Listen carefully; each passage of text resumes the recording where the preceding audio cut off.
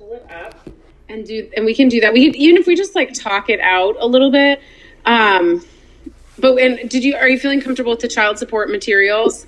For the most part, but still I got to go through and work with that statute. But I feel like I know it, just like I feel like I know the equitable distribution stuff. I just, I don't know if I could do a test on it today, but yeah, sure, okay. Maybe. And we don't even have to do like a real one. We don't have to, we can do it. We can do whatever you want, or we can do nothing. But if you wanted to even just like without like going through like to get to an answer, like even just like look at the facts and like figure out which facts go to child support, which facts go to what could even be helpful. Yeah, that would be amazing. And I should have been better with my notes from the last class, because then I would have had my equitable distribution steps ready. And I got to make my steps for how to answer child support stuff. But just looking at it and practicing it, I think all that would help. Okay, cool. Well, and you can make your steps right now. Okay. Let me pull up. So this is the 2018 exam. So it's online already. So it's not new. But let me share it. Here we go. Okay, so I think what would be kind of helpful is, do you want to do the common question, or you want to skip that one and go to the bread and butter one? Okay. Which one? Do you have a preference? Oh, I thought you said, no, I'll follow whatever you want to do. I'm good with whatever. Well, either way, we could practice the con law one, or we could practice, but I'm kind of a big fan of going through like, before you even get to the questions. So I have the exam up here. Let me pop up the questions so you can kind of get a sense of what is going to be, before we even read the fact pattern. We'll just take a quick look and see what we're going to have to do with it. I think that's always a good place to start. Okay.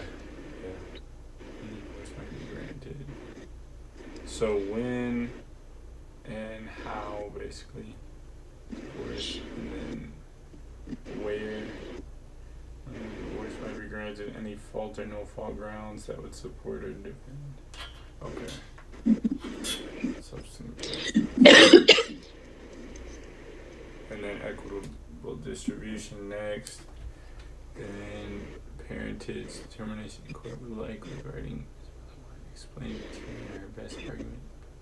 So is C saying that Tina maybe in the fact pattern wants? Well, never mind.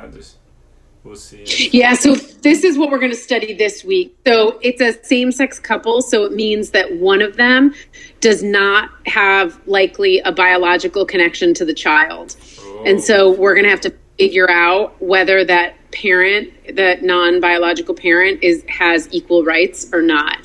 But if you kind of like, it's basically like a 7-week course. And if you go through this, you can really see like all 7 weeks. So the con law question is like weeks 1 and 2. Yeah. And then the question A is our week 2, where we looked at grounds for divorce. Mm-hmm. Week 3 is question B, where we did property distribution.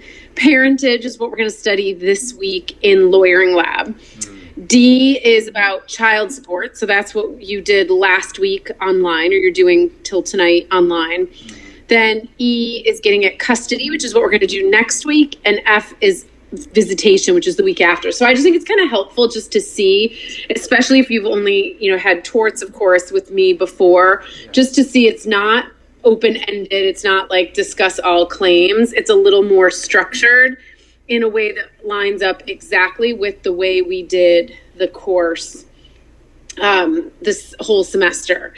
And so on our last day of class, which is only 2 weeks away, you'll get a shell of the exam that gives you these point breakdowns. So you won't know what the question is, but you'll know that you have 4 45 point questions, a 35 and a 25, and you'll do the math. So you'll come in knowing, I don't know what it is off the top of my head, but knowing that like question C is a 25-minute question and D and E are 25-minute questions. And, A is a, 15-minute question, but you'll know how much time to spend. And that's super important and super helpful to know in advance. Also, go ahead. When is our, you told me one time before, but I forgot. When's our exam again? I'm sorry. It's on the last day of class, which is like July 3rd.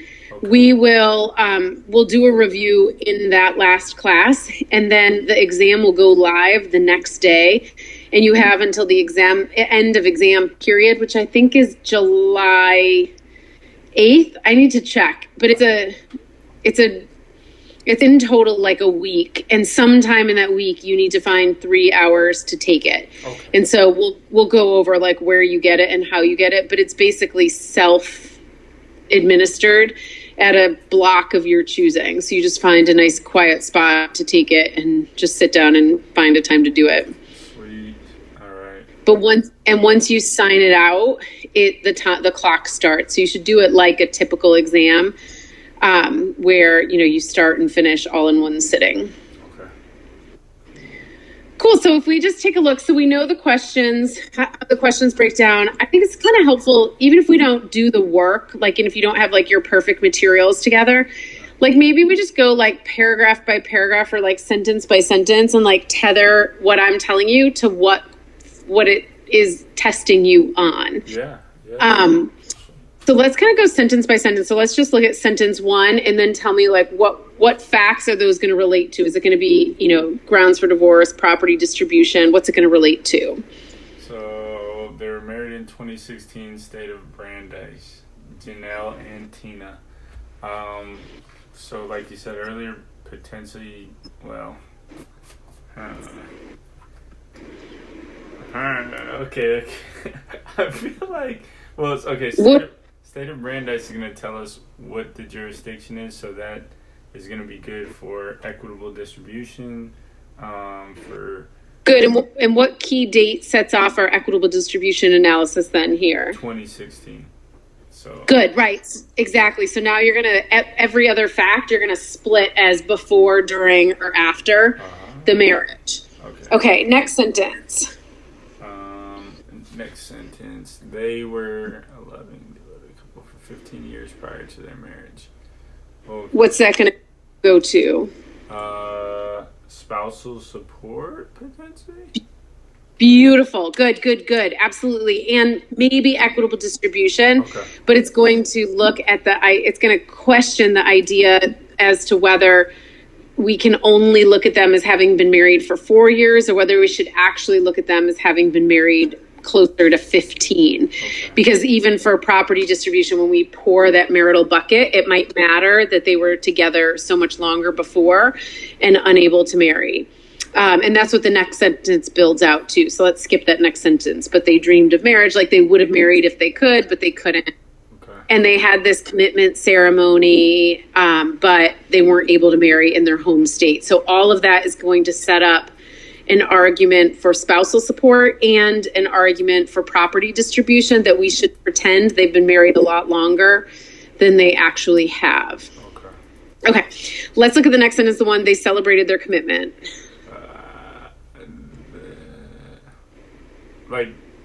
They celebrated their commitment by opening a joint investment account and investing $50,000 in it together. Now, so was that the commitment in 2002? Yes. Good point. Okay.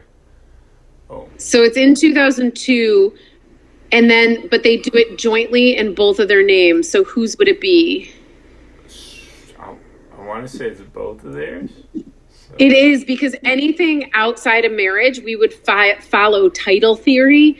And so normally outside of marriage, you would never title your property with other people. And that you also later go on to marry. And so here, though, it's a kind of unique set of facts. It's kind of tricky because you normally think anything before marriage is separate property, but here under title theory, it's both of theirs. And then the account is currently worth $125. So that full account will be joint property. In this case, it's not even really marital property so much as joint property. Next, Tina's grandmother celebrated by gifting $20,000, which Tina deposited in her personal savings account. So, whose is that?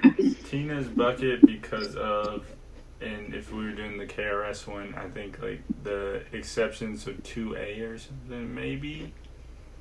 Good. So, yeah. So, assuming that this is celebrating at the moment of the commitment ceremony and it's premarital, it's probably title theory. And if it's titled in her name, then it's probably hers. Good. So then Janelle has this career in the military. She became an emergency room doctor. She works at the local hospital. She makes $125,000 a year and receives $375 a month in military pension. This is like for all the marbles, Dimitri. Are those facts, child support facts or property distribution facts? I was going to say child support. Boom. Good. Okay, yeah. That's like, if you take nothing else away from this review, that's exactly right. And you want to make sure you know, now when you issue spot the exam, like you can refine your flow chart later, but you just want to make sure that you connect income and salaries and pensions, things coming in each month, go to child support. Next, Tina works from home as this graphic designer. She has $75,000 in outstanding loan debts from before their marriage. So where's that going to go? That's going to go to Tina's debt bucket, or her bucket, yep. But there's going to be debt. Beautiful. Good. And like, again, you can work your flow chart up before, but you're getting the answer exactly right. She earns a salary of $45,000 a year. What's that relevant to? Child support. Perfect. She has unvested stock options in 2017 from her employer, presently valued at $8,000, but could be worth as much as $1 million should they fully vest. That would be equitable distribution. And boom. Awesome. Tina takes freelance projects that earn an additional $1,000 a month. What's that relevant to? Freelance projects earn, that would be child support. Boom. Awesome. These projects are untaxed and under the table, and she concludes that these funds are not income, but bad, so sad. She doesn't get to decide. Okay, they have 2 children together. Isabella is 2 years old, and she is born with this severe heart abnormality. She's already had two surgeries to repair the condition and is likely to have several more before age 18. What is that getting at? Child support and how it may deviate from like the regular chart. You are crushing this. I actually think it's better that you don't have your other detailed like outline together, because it forces you to like put your pen down and just like realize how much you've learned. Good. That's exactly what. So it'll go to whether there's some sort of extraordinary circumstances. Each surgery costs, anyway, that goes with the other one. Next paragraph, Isabella was born into the marriage. Janelle carried the child and birthed her. She's conceived. I'm going to skip this. This whole paragraph is everything we're going to study this week, but it's all about parentage, and we'll study that this week. So we'll jump to the next paragraph. During the pregnancy and while married, the couple decided to buy a bigger car, move into a bigger house. So they sold Tina's Honda Accord that she had owned for 10 years for a trade-in of 5 and purchased a new Honda Odyssey. So what is that going to do for us? We're looking at equitable distribution and going to try to trace that out for Tina. Perfect. Yep, good. So it would have been her separate property, and then she can trace it out. So the new car will be marital, but she can still trace it out. They currently owe $21,000 on the loan. Is that going to be marital or separate? Marital. Good. And they also sold Janelle's condo that her grandmother bequeathed to her several years before the marriage for $175,000. They took the proceeds and put $50,000 of it into a down payment into their new sort of bigger home. So what rule would you apply to that? The same separate property, but try and trace out the $50,000. Exactly. Okay. Yep. Good. So tracing and the bequeathment. Good. This home is worth $350,000 today. Have an outstanding mortgage for $280,000. So the mortgage, of course, is going to be marital. The rest of the condo proceeds into Janelle's personal bank accounts. Is that separate or marital? So it was the condo proceeds. Let me remember what happened to the condo. Was that okay? So that's gonna be separate. Perfect. Good. Exactly. You are crushing this. Good. I'm going to skip the next paragraph because it's about parentage, and so, and the next paragraph too. So basically, let's see.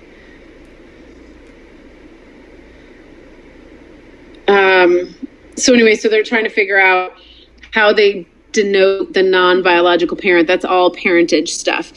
Okay, so let's jump to the middle of the page where it says the second child in Janelle and Tina's family is Tina's biological son, Roberto. Roberto is 16 years old. Tina and her ex-husband have joint custody of Roberto. Tina and Janelle have Roberto every other week. Roberto has struggled with alcohol use and depression, and he has passed out twice, drunk twice, while watching Isabella. So what's that going to go to? We haven't even studied it yet, but it's still pretty obvious. Child custody. Perfect. Exactly. So we're going to try to figure out what's in the best interest of the children and the other parent. So here, who's the other parent? Janelle is going to say that Tina, either shouldn't get custody because of the risks that this might present, or should get a visitation term that protects her and makes sure that he's, not home alone with Isabella. Good. And then the next paragraph is the same thing. It's all going to be child custody stuff. So who does the housekeeping, who takes care of the kids, who works the long hours, and we'll flesh that out as we move to child custody. But it's going to be basically each side, gathering ammo, for lack of a better phrasing, and like making the best argument that they can about why it's in their best interest, but the best interest of the child to have more custody or parenting time. Let's see. Okay, so then in the next paragraph, we find out that Janelle came home to find Tina with another woman, and she was shocked, and she threw a medical bag and hit Tina in the face. Is that going to be a ground for divorce? The adultery, potentially. But if they're fondling and kissing, it may not be enough. I don't know. Good, might not be enough. And look at the very beginning of the sentence. Tina and Janelle separated last week after Janelle came. Okay, so I read. Yeah. It was after. Well, I read it wrong, but you're right. I think that they separated immediately after this happened. So I was reading it the other way around. But yes, so adultery is a possible one. And then what about cruelty? No, because it's not. I should know the words, but it's not. Yep. It's not enough, pretty much. Of course, the conduct. So say, what if Janelle had, and I'm sorry for the what ifs, but if Janelle had moved out like a week before because they were having trouble or whatever, would that be constructive? That's it might be, exactly, and it would definitely compromise the causation of the adultery. Okay. So you would say, yes, there was adultery, but that's actually not what broke the marriage. The marriage broke causally the week before, and that's exactly what you would argue. Good. So here, the facts are actually pretty similar to Sarah Cody, where it's like one incident, but it's unlikely to be enough. But then we learned that the kids saw it. So when we get to child custody next week, we're going to wrestle with this question of what about child custody and domestic abuse if a child sees domestic abuse? And the answer is it's actually not as significant as you might think. So there would have to have been like a court order and like a formal domestic violence case for it to matter. Okay, then last, Tina is currently living 30 miles away in a high crime area in the state of Wildcats. Roberto's with her every other week. Gabriella, the girlfriend, is a chain smoker. a public records search reveals that her neighbor is a registered sex offender. Janelle's now keeping Tina from seeing Isabella. And so all of those facts are going to go to our last 2 weeks. So custody, the question of who gets the kid, and then visitation. You'll see my question on visitation. It says, advise Tina, I'm on subpart F. It says, advise Tina on how the court would structure a visitation order. And that's where you'd pinpoint really specific, concrete things that could be negotiated. So, for example, if Gabriella's a chain smoker, you could probably get an order that says that Gabriella won't smoke in the house. Or you could probably get an order that Roberto won't be left alone with Isabella without further supervision. And so those would be your visitation terms. And you'll see that when you get to the visitation question, I give you an assumption. So I say, assume that Janelle has temporary custody with reasonable visitation. And you're going to try to structure the order. So the two things that we haven't done yet this semester are custody and visitation, which are, I think, super straightforward. And I think the hardest thing of what we've done already is figuring out which facts tether to spousal or not spousal support, to child support, and which facts tether to equitable distribution. And you were flawless in issue spotting this exam to get everything right. So like, I actually love that we just did this without you being like, obsessively prepared for it, because look how great you did, right? And, if you just had those little flow charts to go with it, you would just, you could almost like take the exam with one sheet with grounds for divorce, one sheet with spousal support, one sheet with child support, and then just make your, extract your facts as you go. And you just have to be careful to not, connect the wrong money to the wrong analysis. But you did phenomenal. And this one didn't have a spousal support question at all. Awesome. Well, thank you for the encouragement. You were great. Like, did you that's crazy? And we were going super fast. Didn't have time to read, and you got every single fact right. So definitely, I think for this exam, more than any other law school exam, you just need to be super prepared to have the client counseling points you want to drop, to have your flow charts to make sure the difference between, an A answer and a B answer is one that starts by giving the full equitable distribution rule and then applies it, in very carefully a step-by-step format. That's those are the things that you have left to do just to pull those prep documents together. But instinctually, you knew the material flawlessly, so you're ready to go. Thank you. Yeah, I hope it shows up on the test. So I do have to get those flow chart stuff together. So yeah. With the equitable distribution rule, I think I get it. So you want, in that part, you wanted the history kind of, and then where we are type now, how we do stuff now. And then yeah. And for all of them, just a macro rule, just like your client would want, right? Your client doesn't want you to say you owe $326 a month in child support. They want you to say, here's how we do child support. You put the two incomes together, you figure out the percentage, we look at this chart. Any judge is going to say the same thing. They would want to know all that too. It would build their confidence that whatever you tell them the award is, any other lawyer will tell them, the judge will tell them. And it just really helps build their understanding of what this process is. And so for all of those things, for child support, it's so consistent that you just want to explain it. For spousal support, it's so unpredictable that you want to explain it so they can see how much discretion the court has. So I think it's just really, really helpful for your client, not so much, just because I want it on the exam, but your client will just want to know, how does this rule actually work? And so always start with that, description, and it's usually going to be a multi-step process, and then you go through those steps in your analysis.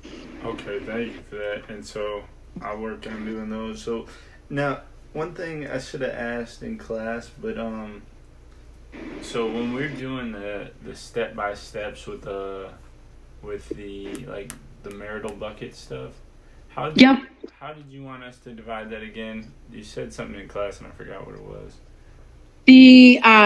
I think the big point that I was saying in class on Thursday is that everything is marital property unless you can prove otherwise. Yeah. So you give your macro rule, and then you sort of account or itemize all the property that you have, and then you assume it's all marital until you can pull other things out. So you go one by one by one. So I suggest you go through, for Tina first, and then for Janelle second, and you pull out each of their separate property, and then you total it up. So she gets, $45,000, and the other spouse has $100,000 in debt, and then you can see those disparities. Then you take that marital bucket, and then with that marital bucket, you apply the contribution, the distribution factors, the 4 factors, and you make the best argument you can for spouse 1.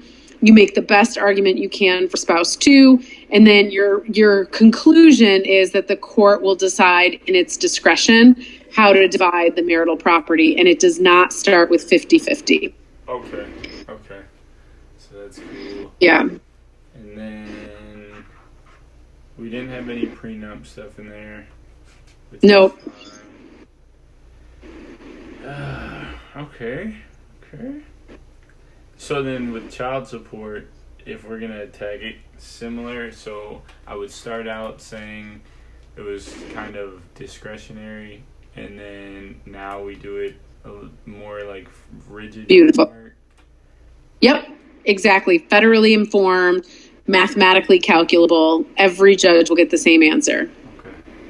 And then just break the stuff down in the steps with the income. Or do you want us to know all 3, or just really mainly income? Or only income shares? That's a great point. And so I think that knowing the other 2 is helpful so that you can see how kind of unusual income shares is in treating 2 parents as if they're one economic unit when they're actually not.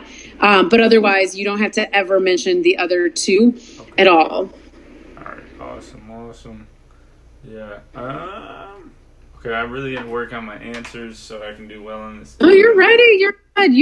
You're working on, you're working on taking it to A level with the structure and the client counseling piece, but your stuff really well.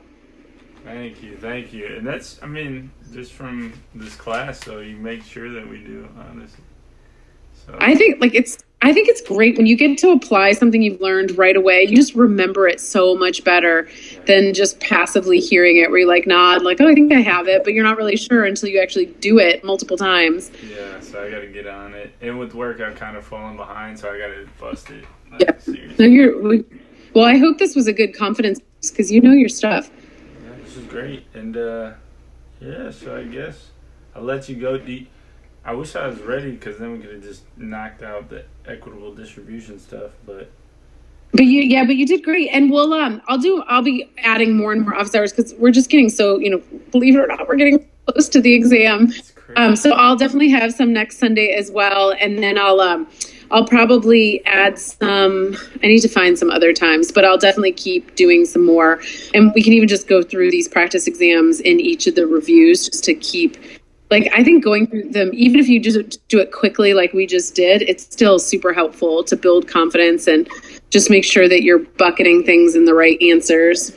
I probably need to, because I haven't looked at con law stuff since we went over it 2 weeks ago, so I probably should jump back on that too. Yeah, that's definitely a good one to do. And on the last day of class, a practice exam is due, a complete one. So the sooner you can start to pull your, flow charts or your, I don't know what the right word is, your exam plan together, the better you'll be when you sit down to do the practice exam too. Okay, well, I'll try and have something solid for you by tomorrow. When we talk, what time is good for you tomorrow? Let me double check. I actually teach at 7, so I'm afraid that I'm going to be really optimistic and schedule something, and then I'm going to be panicking about because I'm teaching at Baltimore on Monday nights. So let me double check. I might. Yeah, go ahead. If you can't make it, it's fine. We can just meet on Friday or something too. It'll give me more time, honestly. Okay, well, let's do Friday then. Is this Friday work again? Yeah, that's perfect for me. Perfect. Let's do that. And like, if you got those things together, that'd be great, because we could really, you could even put them up on like if you did them electronically, you could put them up on the screen and we could look at them together and just like confirm that you got it. That's really good. That's a great idea. All right, I'll write that down. Thank you. And then yes. Okay. Let me put that up. Okay. And then so for child support for class, what should I kind of focus on? Just like getting my answers together and for the exam. Just for class. I mean, and for the exam. But I was thinking for class this week. For class, really nothing. Just come with your Cody, Sarah memo handy, and we'll work it through together in class like we have other weeks. So you really don't need to there's reading for class on Thursday instead on parentage. And I need to reach out pretty quickly and give everybody the case breakdowns for that.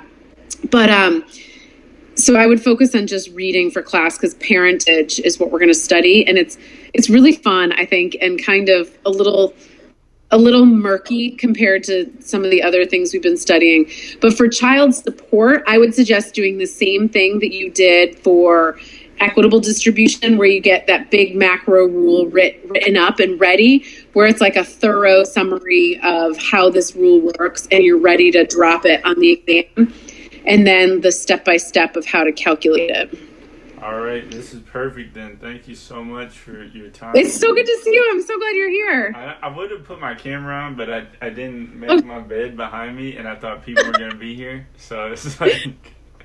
No, Brian wanted to come. He asked me to record it, so I'm going to share with him.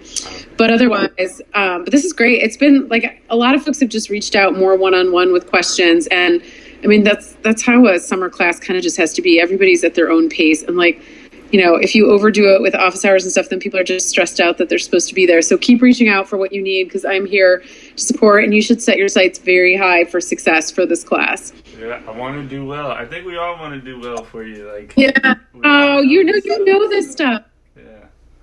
All right. Well, I'll let you enjoy the rest of your weekend. It's so good to see you. I'm so glad you came, and I'll see you. We'll do Friday. Well, I'll see you Thursday, and then we'll do Friday at 4:30 again. Sounds great.